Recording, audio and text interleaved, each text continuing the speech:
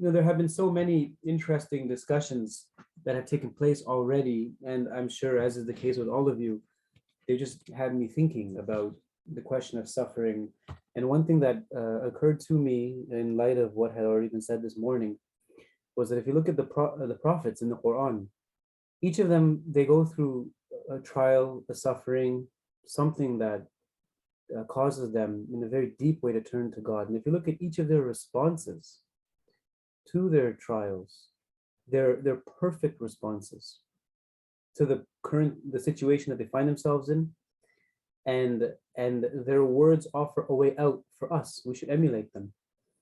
When they say, for example, the Prophet Noah, Rabbi inni lima, Prophet Musa says, Rabbi inni lima anzalta ilayya min khairin faqir, for example. That's such a comprehensive prayer.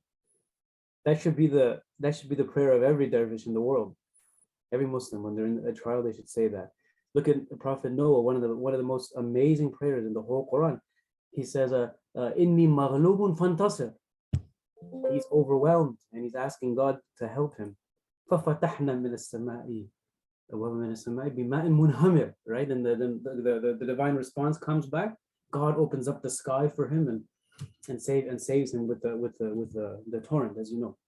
So all of this points to a very important fact, which is that, to understand suffering, we have to also understand what the trials are like that we're in, but we also have to come prepared with the right response.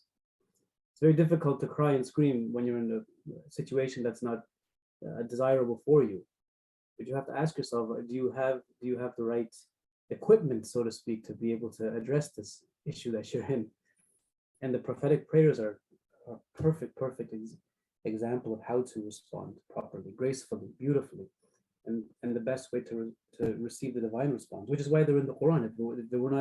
If they were not beneficial for us, those prayers wouldn't be in the Quran.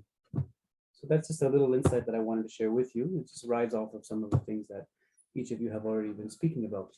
Now, it gives me a great pleasure to introduce to all of you the next speaker for our panel. And as I like to do, I like to try to embarrass the person. Usually if I have, if I'm introducing them and I have one of their books to show or one of their writings to share, I try to do that. So this is Amer Latif. I'm sharing with you an article of his, which really, mashallah, it's a first-rate example of how to translate Sufi texts. This is Zahin Shah Taji's writings in Urdu, major Akbarian author, died in 1978, Pakistani sheikh, scholar. And in this wonderful article that I've shared with all of you, you have Amer Latif featuring his Urdu verse with a parallel translation, which is really unmatched as far as I can see in terms of literary translations of Urdu works into English go. So that's something for you to look at. Now, Amer Latif, who is he? He's an interdisciplinary scholar, specializing in comparative religion and Islamic studies. Broadly speaking, his research revolves around issues involved in the translation of cultures. And having grown up in Pakistan with an undergraduate degree in physics, Amer thrives on studying and creating containers that are capacious enough to hold seeming contradictions, such as science and religion, East and West.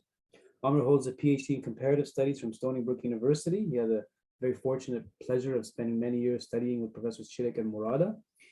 And he's associate professor of religion at Emerson College in the Marble Institute for Liberal Arts and Interdisciplinary Studies.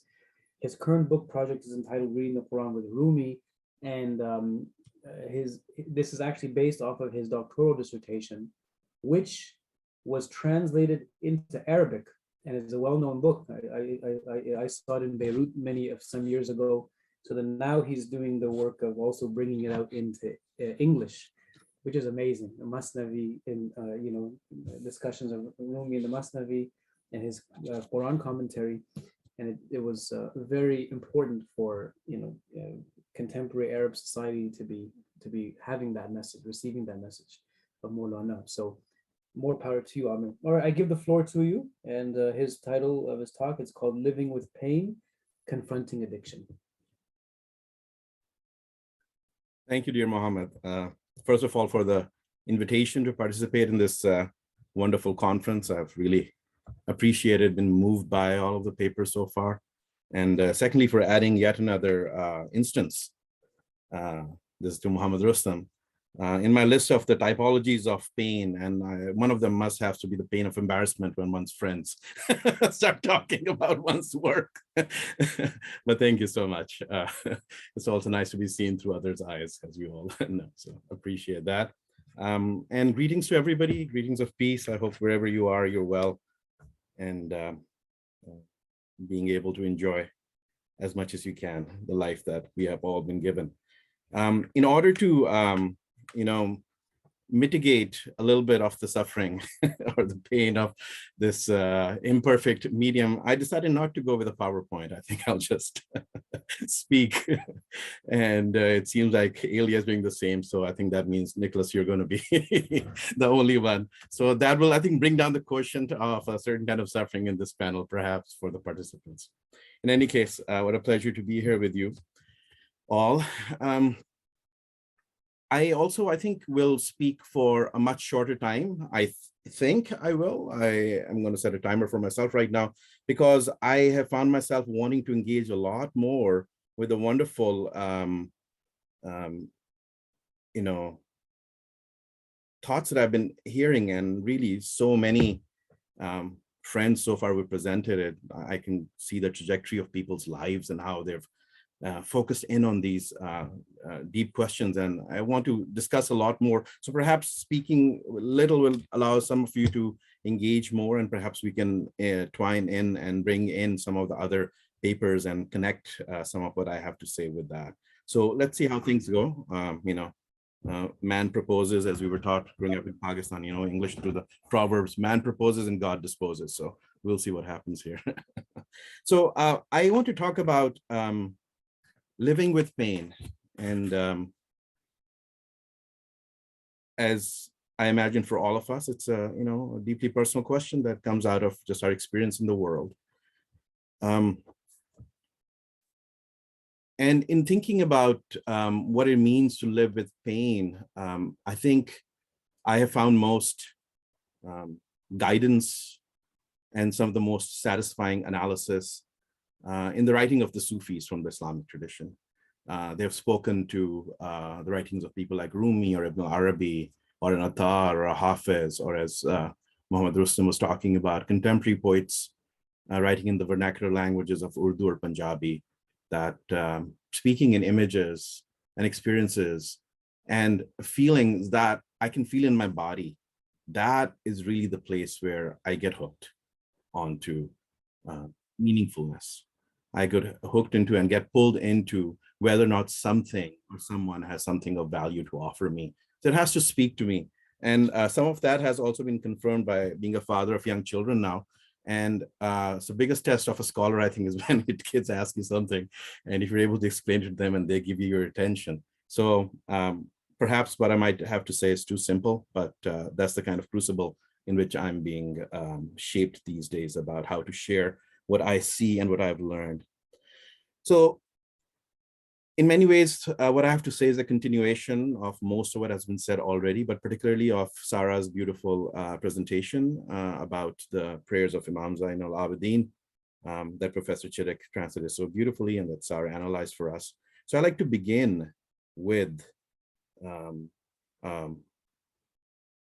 prayer of the Prophet Muhammad and propose that we use that as the theoretical tool through which to look at the types of pain and suffering that that do exist in human life. And this is a prayer that's well known. It's very meaningful to me because I feel that just theoretically and practically, it brings together this idea of Tawheed, of the oneness of God that, technically translated is the oneness of God. But what I have started to do is to use the translation making one, which is the literal translation from the Taf'il in Bab, to make one, to make multiplicity one, to make duality one. So literally speaking, I invite us to think about Tawheed as to make things one, to make the world that we live in one. And how do we do that? I mean, that's basically what Imam Zain al-Abidin was doing in the prayer, by bringing it back to God. By returning things back to the source is how we make things one. And I'm reminded also of the monopluralism that Tarana spoke about a little bit here. So here's an example, I feel, where the Prophet shows both a remarkably lucid, lays out a lucid recognition of levels of reality, and shows us also how we might hold both of them together at the same time, embodied as we are, living in time as we are, and yet with intimations of something that's much bigger than what we have been constrained into. So this is the prayer that begins, Allahumma inni a'udhu bi radaka min sakhatika. Oh God, I seek refuge in your satisfaction or your pleasure from your anger. I seek refuge in your forgiveness from your punishment. I seek refuge in you from you. I cannot encompass your praise. You are as you have praised yourself. There's this proverb that things are in pawn to time. And I think knowledge is very much like that. I had learned this prayer. I'd been taught this even as a child, I remember, but it didn't mean much until a few years ago when it hit me over the head. Like, I don't know what to say, but it was one of those moments that stopped me, and I just was able to see in it very clearly one of the most amazing examples of both painting a vision and showing how to inhabit that vision. So to seek refuge in God from God, to seek refuge in you from you, is what Ibn Arabi calls, and he gives this beautiful prayer of the Prophet cited in a hadith in Bukhari. It's a sahih hadith with a good pedigree there, reliable. He says this is the essence of taqwa. And taqwa usually is translated as fearing God. But Ibn Arabi, like others, has taught me to see taqwa in terms of vikaya. And vikaya means protection. From the same root, we get the word vikaya, protect. So what is the Prophet teaching us here? Taqwa, where God says, fear me, have taqwa of me. Sometimes it's translated as be aware of me, be conscious of me. But there is this sense of protection involved. And Ibn Arabi, connects it with, for example, Arabic grammar. So if one were to say, he ordered me, amara ni, but it would be, the words are amara and e, which is I, but in order to keep both separate, the na is ended. It's called the noonul vikaya, the noon of protection. It's the noon that protects the one part of the word from the other part and does not let them interpenetrate. So there is a vikaya going on there. And this is the place from which Ibn Arabi builds this idea of what it means to have taqwa. Taqwa is to protect oneself from God through God. And I have not found, at least for me, a better, clearer elucidation, understanding of what Tawheed means than this prayer of the Prophet, I seek refuge in you from you. That's Tawheed in its Islamic sense, and that's Tawheed as the Prophet practiced it. And the story behind this hadith is really beautiful too, as we find it in the recensions. It's related from Hazrat Aisha, who says that one dark night I woke up to find that the bed was empty and the Prophet was not there. And it seems to be a very dark night and the Prophet must not have lighted something. She says that she found her way. She really felt her way until she found him prostrating and saying this prayer. His head was in sujood at that moment when this prayer was being said. So a human being recognizing these two levels. One is the level of, I would say, the creation, the level of multiplicity, the level of what would be called sifat or attributes, where one attribute stands against the other. God is a life giver and the life taker. God is the one who raises and abases. So this is the realm of creation. So this is what I'm calling the realm of creation. And then the other one is that the Prophet is standing in front of that which possesses these names. As Ibn Arabi reminds us, and as Professor Chittick has very clearly and I think appropriately reminded us in his writings, that the word that in Arabic is from dhu. Dhu means possessor. So by definition, that is that which does the possessing. The essence of God is that which owns the attributes. So we cannot say anything about that essence. Literally, it's that which has the attributes, the owner of the attributes. That's the word for that. So in facing that aspect, the Prophet says, I cannot encompass your praise. You are as you have praised yourself. That this created faculty of understanding, it has its limit. It cannot go there. So it's both an activity and a giving up.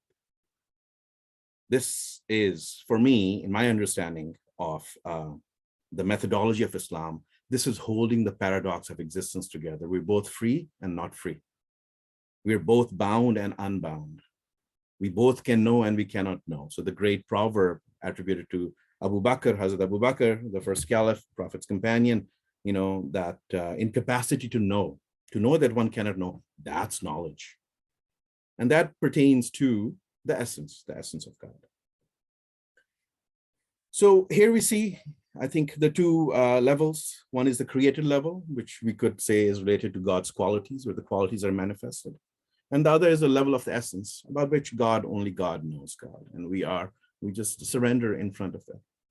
So there's also in this hadith, as you can see, the Prophet is by seeking refuge in God from God, is also showing what the example might be for those who might seek guidance from his life, is that it is very appropriate, and this is very much the character of Islam, to be able to ward harm from oneself, to be able to get rid of a certain kind of pain.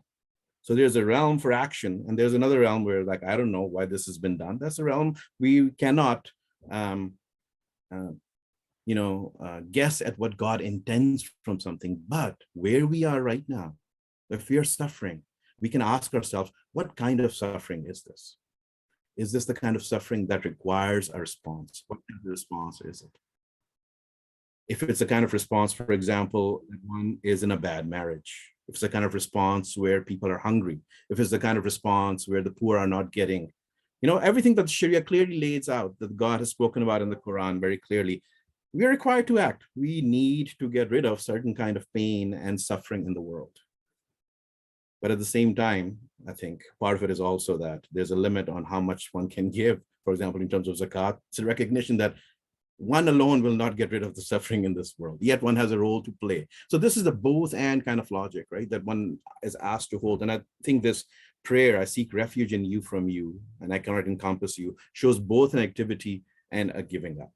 So there's a created kind of, there's a pain, there's a suffering, there's an evil that relates to creation, our experience as created beings. And then because of the essence, there's also, I think, a kind of pain, and this is where I think the Sufis really excel at in being able to pinpoint it. There's a pain that is uncreated.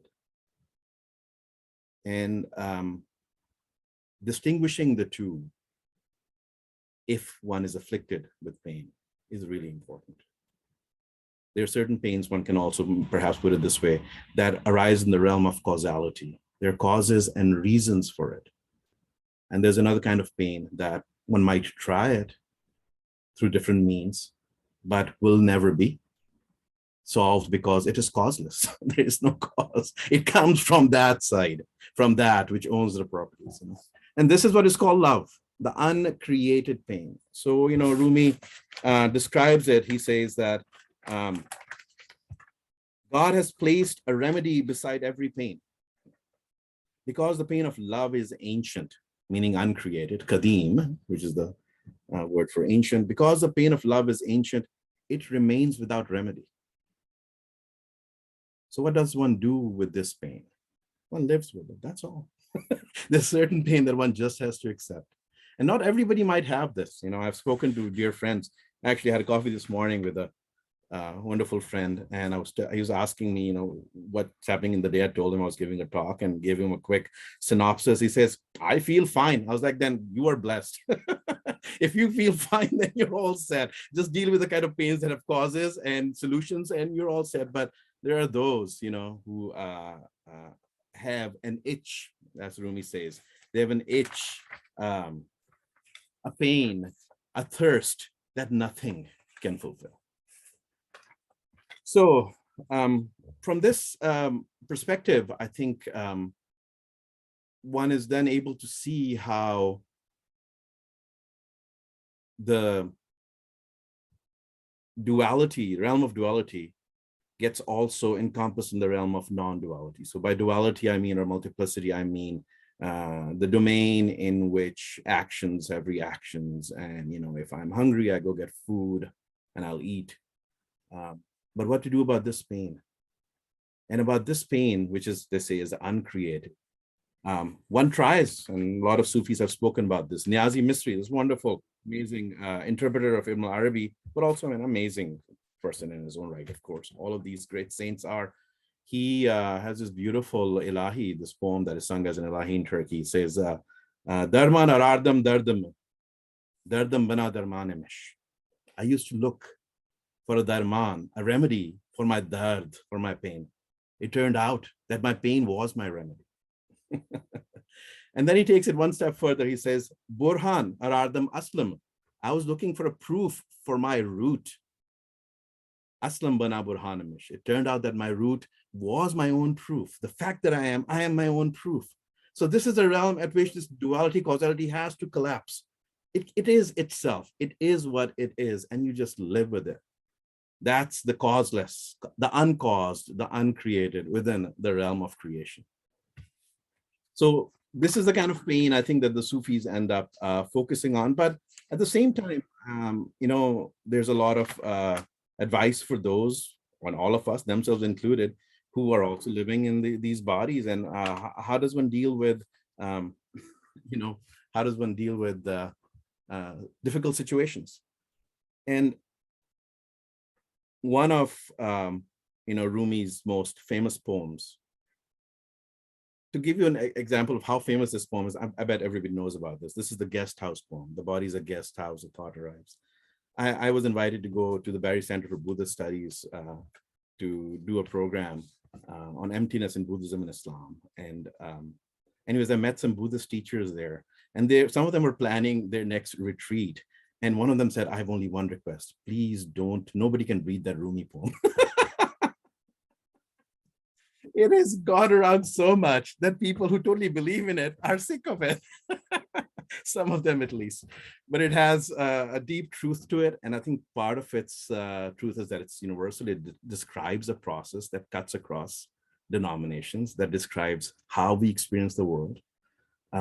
So that made me go back to want to translate it for myself. So I'm going to subject you guys. Hopefully it won't be a subjection, but to what Rumi has to say. And this relates to dealing with a certain kind of pain, but also, what it means to live with pain of a created type. So Rumi says, this body, O youth, is a guest house. Every morning, a new guest comes running. Beware, do not say, this is a burden to me, for they will fly back into non-existence immediately. Whatsoever comes from the invisible world into your heart is your guest. Entertain it well. So one has to work with what one has got, right? Which is right here and right now. To not accept what is present is to keep on waiting for what one wants.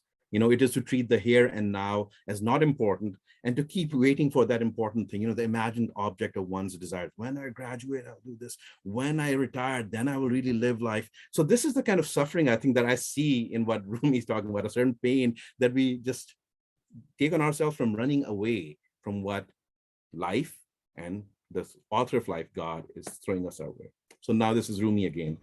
Thought comes into your breast anew.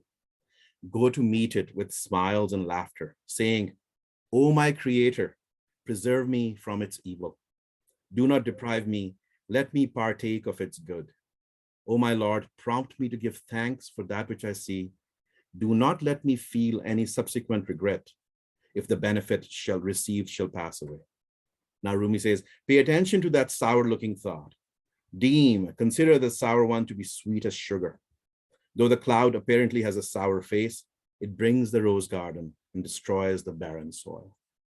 So make your vision bigger. Don't look at it just from the short horizon of time. I think Muhammad Farooq was talking about it a little bit, that just make the vision bigger. This is, I think Dr. Cyrus Zargar also spoke about the larger narrative. Let's look at the larger narrative and see ourselves as part of that. And this is why Rumi says it's so important to work with that which is present with us here and now. The thought that hinders you from joy comes by the command and wise purpose of the maker. O youth, do not call it worthless. It may be a star and possessor of imperial fortune. Do not say it is a branch. Take it to be the root. Take it to be the root, so that you may always attain your goal. For if you take it to be a branch and harmful, your eye will keep on waiting to see the root. Waiting to see is poison to tasting and knowing. Waiting and waiting, you will keep dying non-stop. Recognize it as the root, hold it in embrace, be forever free from the death of waiting. So where this brings me to, I think, is a way of being able to characterize life and pain and other aspects of life using a Quranic image, which is, the word dhawq, tasting, which is central to Sufism, Sufi understanding, Sufi experience, Sufi analysis. In the Quran, the famous verse, kullu nafsin dha'iqatul maut. Every nafs, every self, every soul is tasting death. Dhaik, I translate it as, active participle, not will taste death, is a taster of death right now. Something is ending, something else is beginning. We are in the here and now, So every nafs is a taster of death. Every soul is a taster of death, is tasting death. And what that shows to me is that image of taste, which the Sufis build so much on, use so much, is really one of the major metaphors, images that God is using in the Quran to be able to help us see what life is like. What is life? Life is a banquet. You've been sent here to taste. You will taste death, you will taste happiness, you will taste pain. So it's all about tasting different things. And the word zawq in Arabic, if one looks at the dictionaries, is used for both bitter and sweet. There are other words for tasting. They're only used for sweet things or only for that default. But zawq is big enough. It contains the entirety. So very careful and important use of the word zawq over there. So, the surah that is recited, one of the surahs at the death of a loved one or somebody, Surah Mulk, chapter 67 of the Quran. Bismillah ar-Rahman ar-Rahim.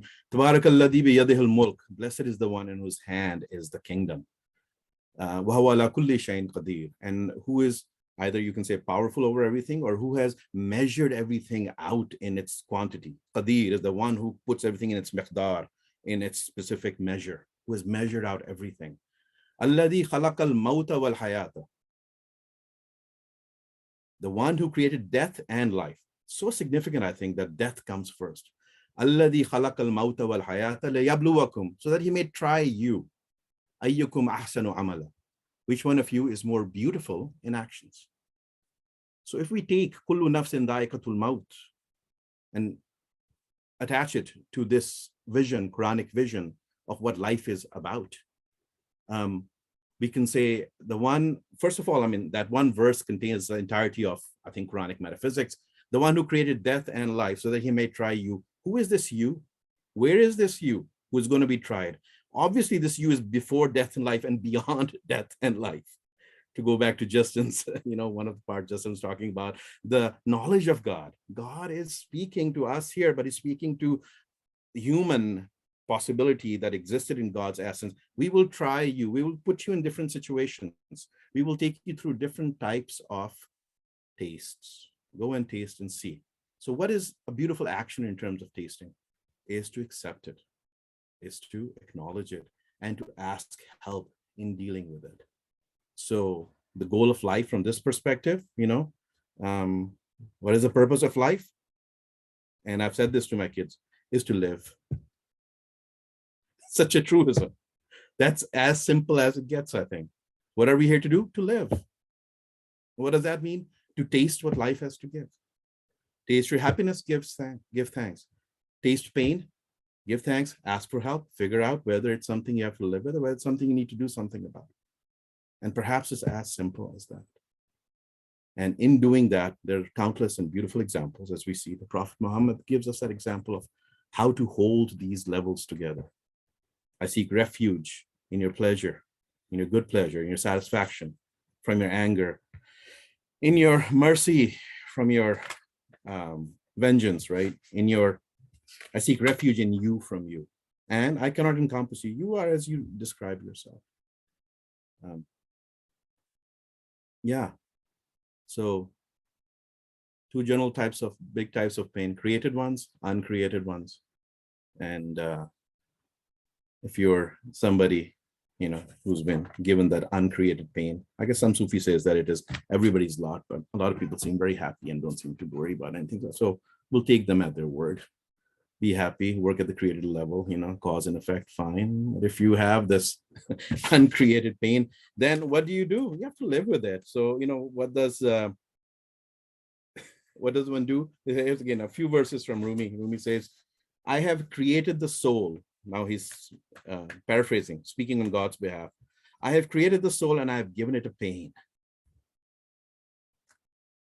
Now Rumi says, the one who gave the pain, that very one makes the medicine. Comes from causelessness, then the answer will also come from causelessness. And putting these two types of pain together, Rumi says in a beautiful verse, pain itself is asking the pain for him. How strange. What is this incurable pain? So it's a discrimination, a kind of differentiation within oneself of one level of pain and then a whole other level of pain. So it's living with this pain is the remedy. And Haji Bayram Wali, another wonderful, amazing Turkish Sufi saint, I think founder of the Bektashi order, I think.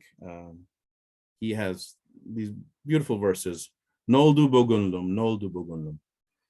What has happened to my heart? What has happened? My heart filled up with the pain of heartache. It burned, this heart of mine. It burned. In burning, this heart of mine found its remedy. So pain is itself the remedy. So Attar can say in the Untitled Chapter, conference of the birds, the speech of the birds, Dard hasil kun ke darman dard tost. Dard hasil kun ke darman dard tost. Dardo alam darue jan dard tost. Go, harvest pain, for your medicine is your pain. In the two worlds, the medicine for your soul is your very pain. So this is why Rumi also says, Aab kam tarju, tashnagi avar bedast. Seek water less, bring thirst to hand. Dard juo, dard, seek pain, seek pain, seek pain. So he's not talking about self-flagellation. This is really important to talk about, right? He's talking about this subtle pain that is beyond causes and that nothing one does fulfills. So the only thing to do is live with that.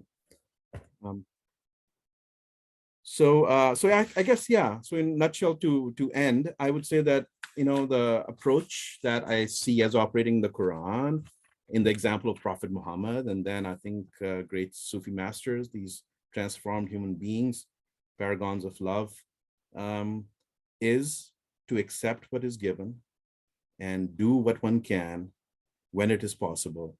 And through practice, also recognize that perhaps some pain has no cause, and that in fact, that might be the biggest gift, because that is what will pull you out of the realm of cause and effect into causelessness. Because love is ancient. Love is what brought the universe into existence. I was a hidden treasure and I loved to be known. So this pain is the attraction and the pull of that, the uncreated within us. To recognize that, or to misrecognize that, is a great calamity. And to have no space for it, or to have no worldview in which there in fact is an uncreated, is perhaps one of the greatest of calamities from this perspective. So let me stop there, friends, and take some questions, hopefully.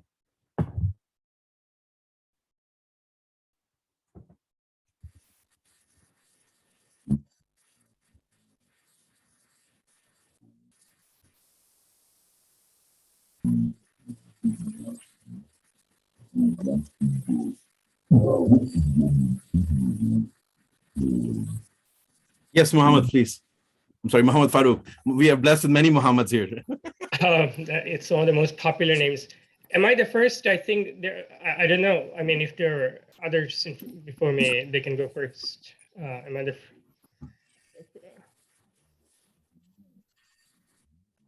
Professor Rustam, we can't hear you again. I think there must be something wrong with your connection or your device. In any case, let's continue. I think Professor Rustam, you can perhaps take a moment to. So anyway, I'll go. Oh, thanks so much for this really, really thoughtful talk. I was really listening to it, carefully and meditating on a lot of the things you were saying, and they resonated so well.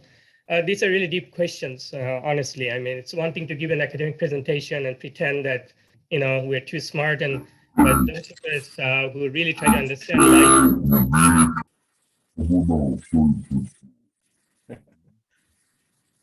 Sorry, Professor Rustam, I don't know who's working.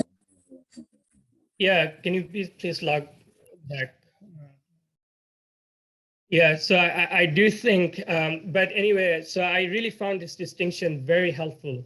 That when you said this distinction between created pain and uncreated pain, created pain is related to cause and effects. So most of us tend to live in the world of cause and effects. We always try to see the cause of it and try to figure out some solution and so forth.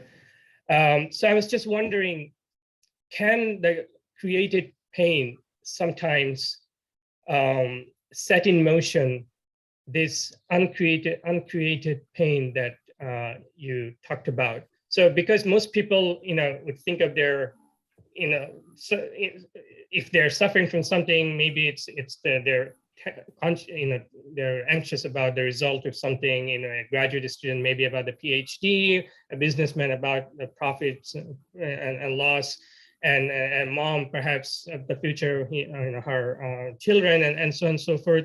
And oftentimes you can easily detect the causes and so forth. But you were talking about also the uncreated pain. So my assumption is that most people perhaps don't naturally realize that there can be that kind of uncreated pain, or it's something that's deep within. They may not be conscious of it. So I'm just wondering whether created pain can sometimes set in motion the uncreated pain. Yeah, which seems to have a metaphysical direction when it comes definitely. to Absolutely. I think it's one of the most quoted, I think, verses in Sufism is the one that everything in creation is a sign that points towards the fact that he is one. So from one perspective of tashbih, perhaps one is everything is connected. The idea that creation is nothing but a manifestation of God's creativity, everything is connected. So even the created material that is painful is connected to God. So in some ways, this distinction between created and uncreated is a mental one, because in reality, it's basically a continuum. I think and thinking about Tawheed, what I have found very helpful is the kind of methodology that Professor Chittick and Murata have used in the Vision of Islam, which I highly recommend. It's an amazing text. If there's one text in understanding Islamic thinking and its logic, I would recommend that one. And they talk about how Tawheed, making things one, can be understood in terms of tanzih and tashbih. So tanzih is declaring things in dissimilar, to say that this is not like that, and tashbih is this is like that. So both are needed. I think that's the main point that great teachers like Ibn Arabi and other Muslim scholars make, that both are needed. One has to see with both eyes in order to be able to grasp the nature of reality, which is paradoxical. God is so different, so far away. How can God be present in this muck and mess that we call the world? And the other side is, this is nothing other than the painting of that painter. Right? This is nothing other than a dish that cook has prepared for us to taste. So both are there. But I was reminded, as you were speaking, Muhammad Farooq, that when this point has come up in some of my classes, I once gravitated towards it, just popped up, so I shared it, and that really made sense for a lot of students. That the biggest example, perhaps, I think, is the most famous rock and roll song of all times. People know that, right? I can't get no satisfaction. So it's right there, So if, although I don't know, but current students perhaps are not as into rock and roll, so maybe my example is getting dated now. But that's exactly it, that you try everything. And then perhaps you recognize that, okay, I've tried whatever could be tried. There's got to be something more now, because this is what I'm feeling is real. So it has to be something. So that's what some people actually, in their autobiographies, of being drawn to a teacher, or being drawn to the inner path, or being drawn to the inner side of religious teachings, speak of disappointment in life, that in fact it's a tragedy that makes you realize at one level ephemerality. Everything is tasting death. Just that itself, kind of brings down our hubris, if one really takes it in. And secondly, it can make one wonder, is there something more? Is there something different than what I've had? Because whatever I've had so far cannot satisfy me, which is what Rumi is talking about in the 13th century, that nothing can satisfy this. So then, come with this kind of, you come across these kinds of wording and realize somebody's been there and they might have something to share. Become addicted to pain. Sorry. Certain kind, right? I mean, that's a certain kind, but that's the whole point, is that differentiation.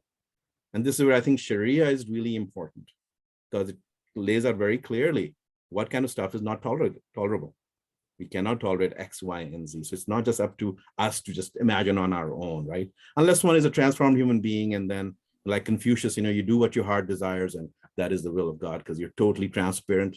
The source is flowing through you, but for the rest, you have to learn to live with a certain type of pain after recognizing what that is compared to what somebody's slap means. I don't know.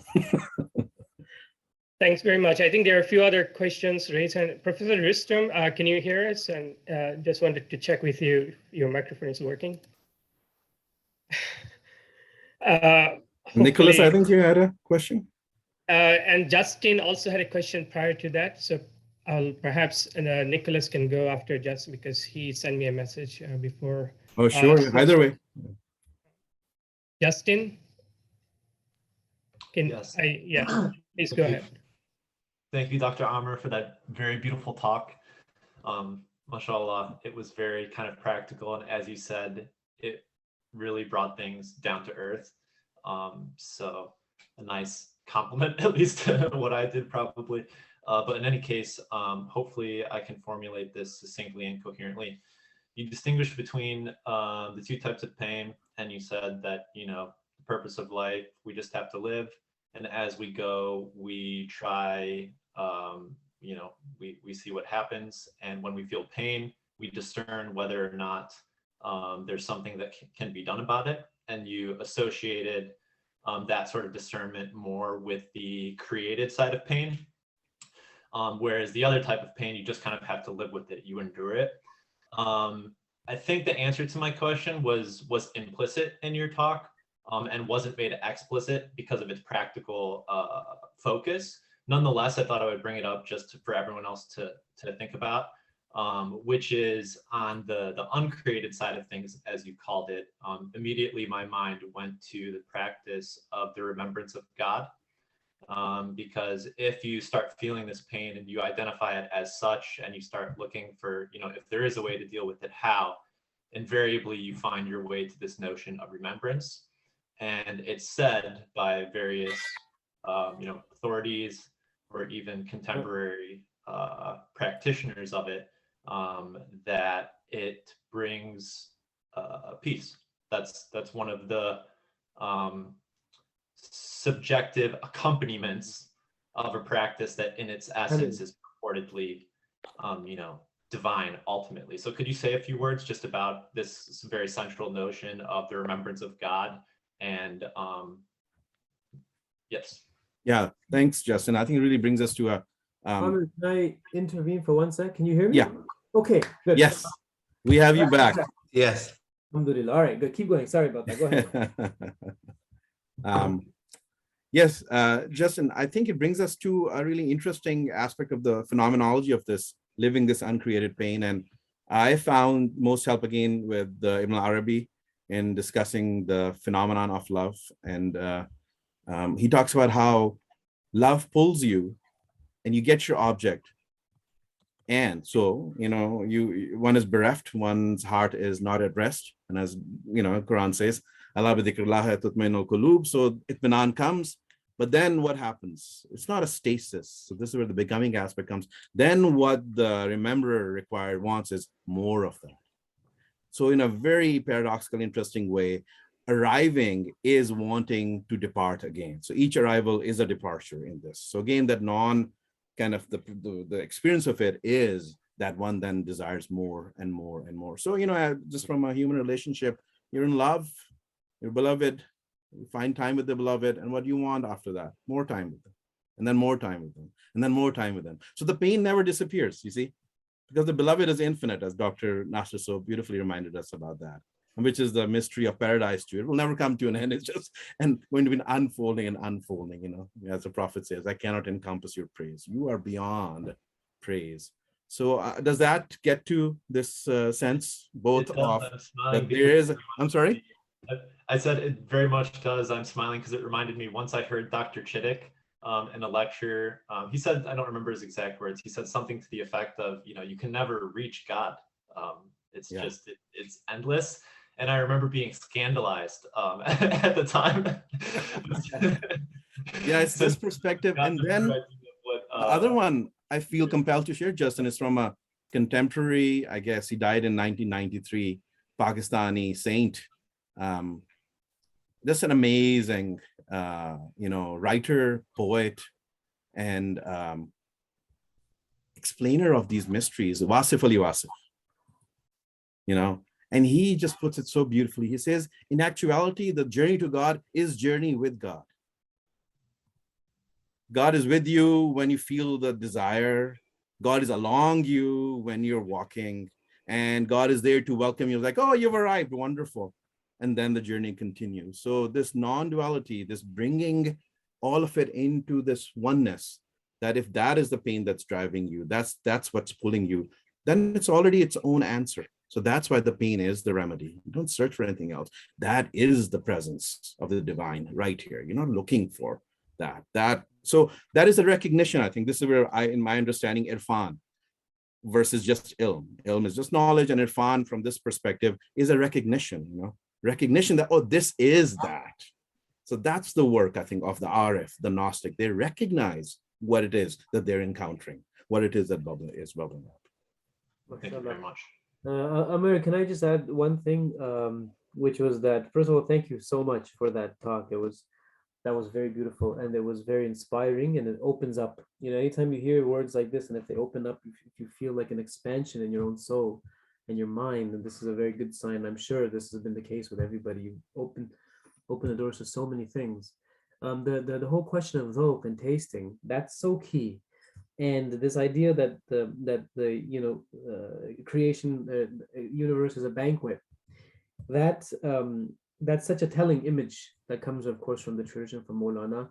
And if you think about it today, I think there's such a good example of just that thing, not in the question of a banquet so much, but as more like in like a traditional, let's say, desi wedding. You know, you show up, you're going to be tasting. And what are you tasting? You're going to get the gulab jamuns, the sweet stuff. You're going to get that probably nasty or oily, you know, biryani, right? And everything in between. It's a happy occasion, right? But you got to be ready. You got to be ready, especially yes. if you're the bride or the groom. Yeah. You're going to get it all that day. So can I share? Do we have time? Are we good with time? Oh yeah. Okay, we had one more, we had a question from Nicholas Ballester. This is, I think it's a quick story here. Right. I think just going back to what Justin was saying, but you know, it seems like, you know, we're in that mode, you know. This is again by Wasif Ali Wasif. He talks about that there is, so dard-e bidava, dard-e badava. He calls it dard-e la ilaj. He said that there's certain kinds of pains, you know, that one should not try and find a medicine for, because, you know, you'll be really doing yourself a disfavor and harming yourself. So he gave the example. He said that once there was a guy in Pakistan, like perhaps in other Muslim countries, in order to go to Hajj, you have to put your name, you know, into the official kind of Hajj bank. And if there's a, you know, Quran Dazi, there's a, you know, if your name is drawn, then you're able to go to Hajj. So this guy came to this dervish and said to him, I have been applying for the last 10, 12 years and my name just not get drawn. And as he's describing it, he starts to cry. And he cries. And the dervish is so moved, his students are with him. It was like, everybody, please raise your hands. Let's pray for this guy. And they all raise their hands, and the dervish say, oh God, please never give this man his wish. Never let him go on Hajj. And the guy was like, I thought you were my well-wisher. I came here for you to pray for me. He said, I have gone on 16 Hajjs. Give me your pain and take all of these Hajjs from me. May God keep you burning in this pain. This is better than going on Hajj. MashaAllah. MashaAllah. Look, Nicholas Boylston had. Yeah, Nicholas, please. Yeah. But Nicholas, and so I think I saw. Was it a written comment that you had? Yeah, because at one point when I got logged out, I lost the thread of questions. So, if Muhammad, if you have it, you could perhaps just read. There is Nicholas. Can you please unmute yourself? I think you're, and I think it will be the last question because it's already 1:55, so we're going to move to the next. I didn't want to end with me because it's not a question, it's a comment, but I just really that was fantastic, and you know it's become a theme over the last couple of talks, especially that in order to engage with the problem of suffering, we need both knowledge and love, and you really presented that and you embodied that. It was really fascinating. I was really thinking of Attar's comment in the beginning of Tazkiratul Awliya, where he says the people who are really ready to read about the awliya will become, by reading this point, they become a point of pain. And I'm wondering if we could maybe summarize what you're saying as pain is Tawheed, or is a manifestation of Tawheed. What would you think about that? I think we can perhaps bring it back to another experience of Tawheed, of this high station, which is Hayra, perplexity. That's a kind of pain in itself, where one sees in one for these great beings who are given a certain vision, a certain transparency, a certain awareness, with which you look at the world in one moment, as the Sheikh says, with one eye, with the eye of reason, you say, this is not God.